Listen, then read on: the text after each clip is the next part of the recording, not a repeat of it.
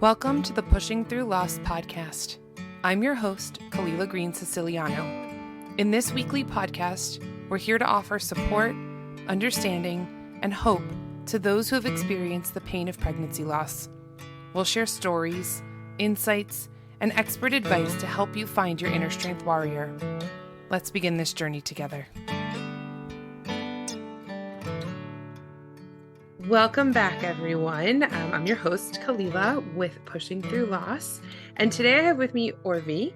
And while she didn't experience any sort of pregnancy loss herself, she comes at this from a different perspective. So I'm really glad that she reached out to talk, because I think that she could offer some tips and some advice and some practical healing aspects that maybe we hadn't thought about, since we're so close to the situation. So welcome.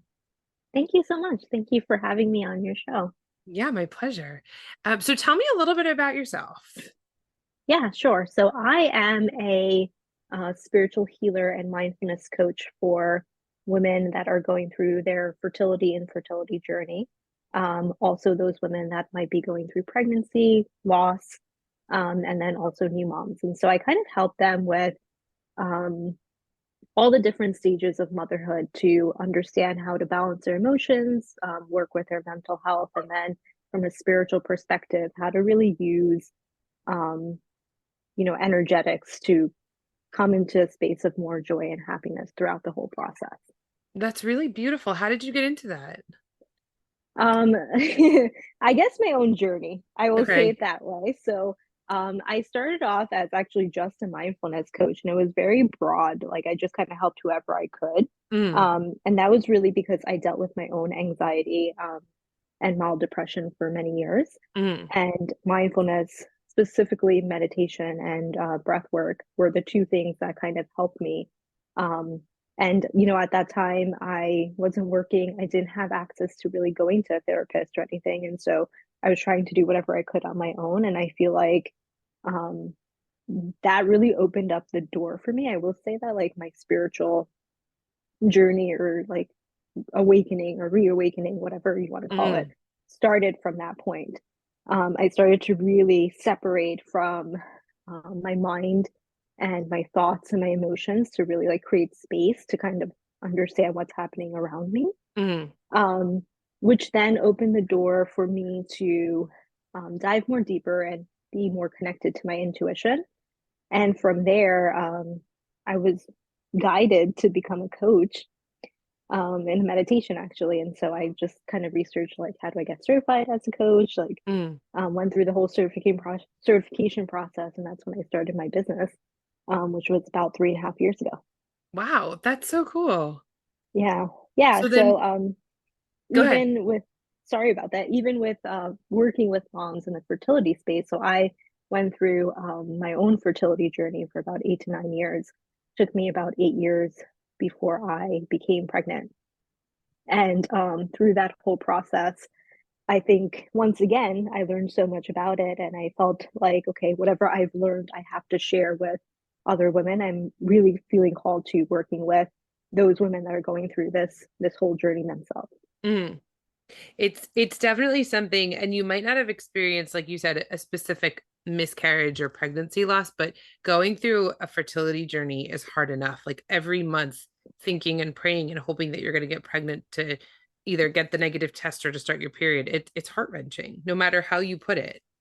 Yep. And for me, I had a condition called vaginismus, which made it even more difficult to try naturally at home. So Mm, vaginismus is when your pelvic floor just kind of um, reacts to anything entering or penetrating through, and it just like reacts where it just like closes up, and so oh, this like very painful. So obviously I couldn't try at home, but like I couldn't also go to see a gynecologist for any pelvic exams or anything like that because I was right. so traumatized by the pain. And Oh, so my journey was more so of like, first, how do I overcome my fear to deal with the vaginismus and heal from that, to then, okay, now I've healed from that, now how do I um what do I want to do in terms of like getting, like, do I want to try naturally, am I looking at other options mm, and things like that. So um I would say my whole journey in terms of fertility was really, um, and even through pregnancy. So I'm pregnant right now. So like I feel like the whole journey has been um, more of me coming to terms with how I deal with my own fear, Mm, and how I overcome fear and what fear really means to me. mm. First of all, congratulations. That's Thank you. amazing. In Hebrew, we say Bisha Atova, which means in good time. So it should be a healthy pregnancy and everything should go well. Thank you so Um, much. Tell me more about the idea of getting through fear, because I know like one of the things that I talk about is your head always can make up something that makes you much more fearful of what actually could happen, right? So when you work through something, do you find that that's really the case where the fear is more often more so in your head than what the actual reality is? And then how do you work through that? Yeah, absolutely. So in the beginning, like I had no idea what um like how to even overcome fear because I felt like I was so fear led. Like it was just part of who I was Mm, and my being. And as I started to like really create that space through meditation, I started to understand, like you said, fear is really in my thoughts in my mind, and it also triggers a certain emotional reaction in my body. So, like, I have a response in my body where my body will feel like, for me at least, I get really heated, mm, and very uncomfortable in my body, and that only happens after the thoughts have like become very active. And so now I know to become more aware of that. And so the way that I work with it is I actually I have a name for my fear. oh, I interesting. made fear my friend. And so we have a conversation. So when I know that these responses, and I can't, sometimes I'll catch it when I am thinking the thoughts, but sometimes I can't. Sometimes it's just, but I'll catch it in my body, like something's happening, right? And so I'll just stop whatever I'm doing and I'll just sit down. I'm like, okay, fear, I feel you. What's going on? What are Mm, you scared about? What are you trying to tell me? And we'll mm, just have a conversation. And that's been working for me. And that's something that I also train, and it's a method that I teach my clients as well to do, whether they're talking, whether you're talking out loud or you want to journal it, whatever works for you. But mm, I really feel like acknowledging that the fear is there and giving it like a purpose helps to then reduce it for you to move on to like doing whatever it was doing you were doing to move forward pretty much. mm, So with vaginismus, I'll say this, like I didn't want to um like I wouldn't go to gynecologists, like I didn't want to, like I didn't even know what to do with it. So like for years I didn't. And I remember I was like, okay, if I want to become a mom eventually, like I'm gonna have to face this. Like I'm gonna have right. to figure out, right? Like I can't just like sit here and like wait. And so um I remember the very first appointment I went to, I was like sweaty and really anxious. And I Oh. just took a few breaths and like she was really nice, that gynecologist that I worked with. And so um once like at that point in time the fear was in me, so I was like really talking to the fear like, okay, it's going to be okay, like we're going to be fine, like if we're not comfortable we'll just walk out of the appointment, right? And so I continue to do that even now through my pregnancy because there's so many things that are happening through pregnancy that you might not be aware of. Mm, um, One of the common things is like we're like you were talking about loss is actually like, will I lose a baby, right? Like that's my biggest fear, like is this going to go to term or is something going to happen? And so mm, anytime I have those thoughts, I'll just stop and be like, okay, where are you coming from? Fear, what are you afraid of? mm, Let's talk about this, and like let's just take it one day at a time. You don't have to do anything. And it's like kind of negotiating in a way too, I right. guess. So you're just able to move on to like whatever it was you're doing and move forward. And I think a lot of that could stem from the fertility journey, like the fact that it is something that is fear-based to say every day is a new day and you have to approach it as one foot in front of the other. That's the only way you're going to make it through. And whatever happens, happens is sort of like it's a horrible way to think in that respect, but it really helps you to get through the day. Absolutely. And I think that that's something I've noticed throughout my own fertility journey is like the medical space is not the happiest space when you're going through fertility. Like Right. there's just, first of all, there's so much information that you're like inundated with, but then second of all, um, they're always telling you like the risks, right? And it's not Right. like there's no like sort of like joy in any of it, right? It's just like you're just being told like, okay, it might work.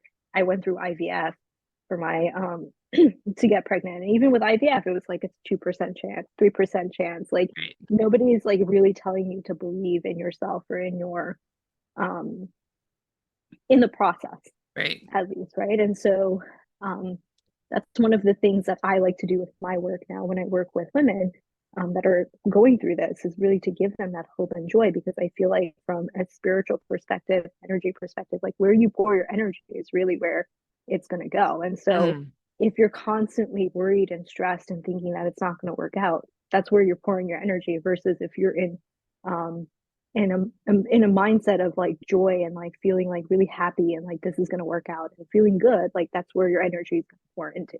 Right. Right. And it's a hard mindset. It's a hard shift, especially when you've got so much negative thought to go behind it. But it is so important. One of the things that I definitely talk about a lot is gratitude and finding even the Mm-hmm. smallest of things when you've got the worst like hole standing in front of you that you know you could just jump into that hole. Find three things that you can be grateful for because otherwise that hole is looking really appealing. Mm-hmm. Absolutely. And I love gratitude. That's something that I do every morning. Um, and I started to do that actually to get through my anxiety. This was even before, I went on my fertility journey. It was Mm, something that really helped me just to think about what are three things that I'm grateful for? What are three things today that I'm looking forward to or that I'm happy about? mm, And I would have a journal and I would write it out. And like it really puts things in a different perspective because I think that we're so trained from a very young age to think about, you know, being in this lack mindset or scarcity or like what's not available to us. mm. And constantly going after that or going after the carrot, right? Like running behind the carrot instead of being like, okay, I already have these things within me or around me or Right. in my life. Let me just be happy for those. Right. Totally. Um, if you could go through in just looking at your fertility journey and then taking that whole step of helping other women, what has been, besides naming your fear, what has been something that has really been more than helpful that you wish everybody knew? I would say, you know, with the gratitude, the other thing that I do is I have a practice where I think about what is one thing that's going to bring me tremendous joy today, like Mm, something that's going to bring me joy. And it doesn't have to be, most of the time, it's not something that extravagant. Like it's just sometimes it's like, okay, I would like to take a nap today. That would make me really happy. Um, oh, or I'd like to go for a walk or like just putting your mindset in that and then actually really enjoying whatever activity it is you're doing. um when you start to do that on a day-to-day basis, it shifts your mindset and it shifts your energy to being more focused on what we were talking about, like the things that mm, you have. And I actually, it's an amazing activity because I feel like when we think about joy, sometimes we think about like, oh, I don't have these things and these things would make me happy, right? If I had more money or if I had like that thing or if like I could go on that trip. But like when we really think about joy, it's really simple things in our life that we don't have the time to do that we wish mm. we had the time to do. The Yeah, majority of them are free. yeah. Like they don't cost anything. And so I love that activity because it puts you into that mindset again of like being more abundant versus Mm. being in that lack mindset. Yeah, it's so funny because I was just talking to somebody this morning about the fact that she had really gone into this place where she wanted to have the perfect life, but she was looking at everybody else's perfect life and not realizing that she could create whatever her own perfection was. Exactly. Exactly. And that's it. I feel like that's what we're taught, like growing up. And just being in the society where we're taught to compare to other people and taught to like be like, oh, we don't have this, but my neighbor has this. So let me get this. And it's like Right. you're just plugged into that system versus like you're like, oh well, what do I really have? And what makes me happy? Sometimes we don't want those things. Like I was in that box for many years. And I think that Mm, like a lot of my anxiety was because I was working a job where I was just continuously burning out because I was just doing something that I thought that everybody else is doing and it'll make me happy because I'm Mm-hmm. making the money, but it wasn't. And so it's also about that. It's also about knowing and being authentic, Mm-hmm. knowing who you are, and then being authentic, like really following that path because Right. not all of us are made to do what other people are doing. So, and that's okay. I mean, that's why you and I are here on this podcast. Exactly. So, It's so true. And it's something that's really difficult to come to terms with when you say you've been conditioned to think a certain way and it's just it keeps going and going and going. And that could even lead to the desire to have kids, right? Like I come from a place of I know I've wanted kids my entire life. When I was, I think, 8 years old, I had a dream about the fact that I went to the nurse's office and I had a stomach ache. And in my dream, I had a baby. And it was like a totally normal occurrence. Whereas a friend of mine has never wanted to have children, has never had the desire to be a parent. And she's also totally happy. And that's perfectly acceptable, right? Like there's no perfect for anybody. Whatever your perfect is, that's what your perfect is. And I feel like that's the goal of talking to each other to understand that there is no normal, there is no perfect in fertility, in your journey, in your loss, and whatever it is, there is no normal way to go about it. absolutely. And I think that that's the main struggle with the entire industry of fertility, pregnancy, and motherhood because it's all put into a box. Mm-hmm. And so, if you're not doing the things that are in that box, like you label yourself, but other people are labeling you. So then you start to question yourself, obviously, like, am I doing the right thing? Is this the right thing for me and my Right. baby? It's like all of those things, right? And so um I was recording a podcast yesterday with somebody else who's a doula, and she was telling me about how she switched over to in her own journey of having kids, how she switched over to doing home birth Mm-hmm. and how that was very it was very scary for her because people were really like questioning like why are you doing home birth and like the first one you did in a hospital, but she had a horrible experience and she knew she didn't want to go through that. Um and I feel like because of these judgments, like women actually don't have access to all the education resources that might be available to them because they're Mm-hmm. just told you get pregnant, you go to a doctor, you're going to deliver at this hospital. Like it's all just laid out to them, but there are other options that they don't want Right. to go through that, right? And Right. so um, I feel like that's something that's missing, and it could definitely improve in our society. Mm-hmm. And it even goes so far as to say, in terms of miscarriage, I was so grateful when I had to go through it. I went through it the first time as a surrogate, and then the second time, unfortunately, it was for myself, which I don't share very often because it was a totally different situation, right? And it affected me Mm-hmm. completely differently. But I was so grateful that I had a midwife at that time because she really let me understand what all of the different variables were. She let me really understand and ask questions about, did I have to go to the hospital or could I come to the center? Did I have to take a pill or whatever it might be? And I could sit there and say, okay, this is not an emergency. This is something that can be thought out. This is something that I can discuss with my husband, as opposed to just feeling like pushed into whatever situation should be the best one because that's what the doctor says. Mm-hmm. Yeah, and I feel like overall with women's health, this is how it is. Like we're not taught or educated to advocate for ourselves Mm, because we're not given the resources and education that we should, mm, right? Like whatever we're given is very basic, and once again it's coming from a place of fear as well, right, to build that fear within us so that we just do whatever it is the hospital doctors want us to, right? right. We won't get into that conversation, but um uh and I feel like that's actually a disadvantage. Like, as a woman, I should be able to advocate for my health, whether it's through pregnancy, motherhood, or any other avenue, right? Any Mm, other avenue of health. Um, that's really lacking. And mm, I think that's the other purpose of like me working with women in the space is also to educate them and give them the resources. Like there are some resources out there. Like if you don't want to do it this way, you don't have to. And right. you should be able to advocate for yourself. Like you should be able to 100%. go into your doctor's office and be like, I'm not comfortable with this, so I'm switching doctors or whatever it is your decision. Like it's Right. your decision. It's not Right. your doctor's decision. Right. And to know that you can trust your gut instinct. Absolutely. Totally. Absolutely.